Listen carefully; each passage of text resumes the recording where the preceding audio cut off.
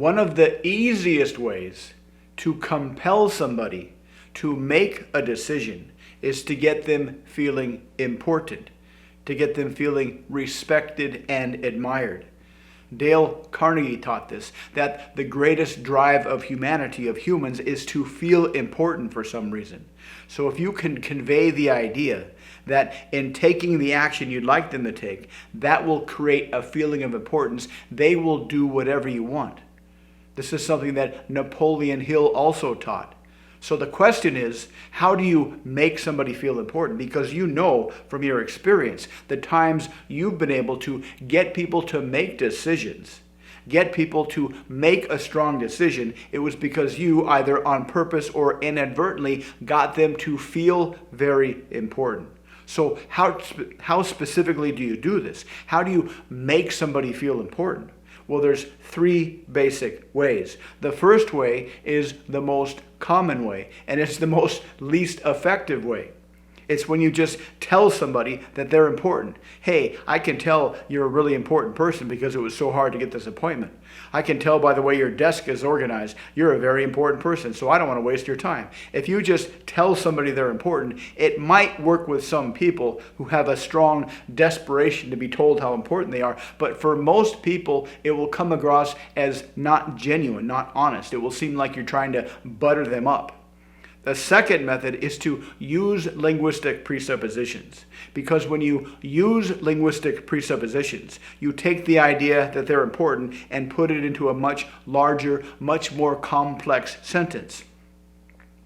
I can tell by the way your desk is organized that when people see you, they realize how important that you are. I can understand from how your staff talk about you when I had to make this appointment that you must be a very, very important person.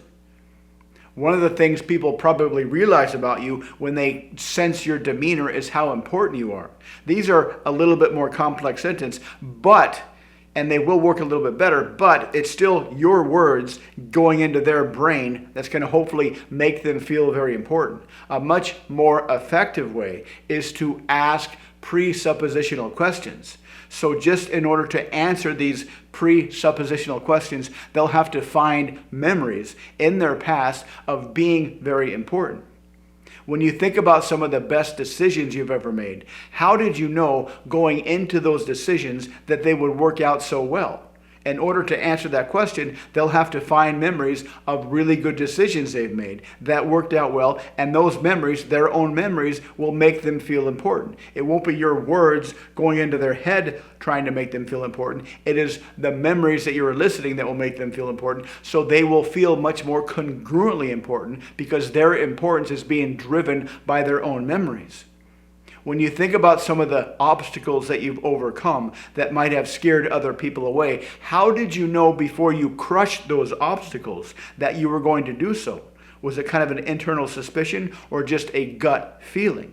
Simply by considering that question, they will find situations in their past where they came up against obstacles and they overcame those obstacles, and that will make them feel important.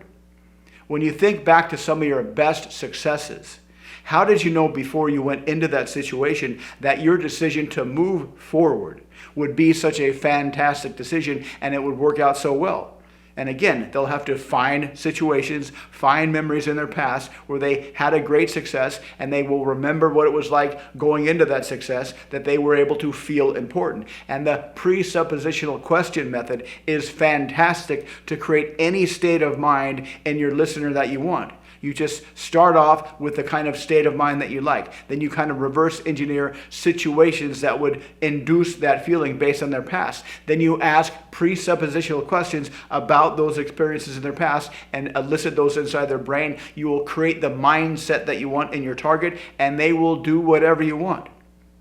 Practice this, try it out, play around with these. These are going to be different for each contextual situation, but they work very, very well.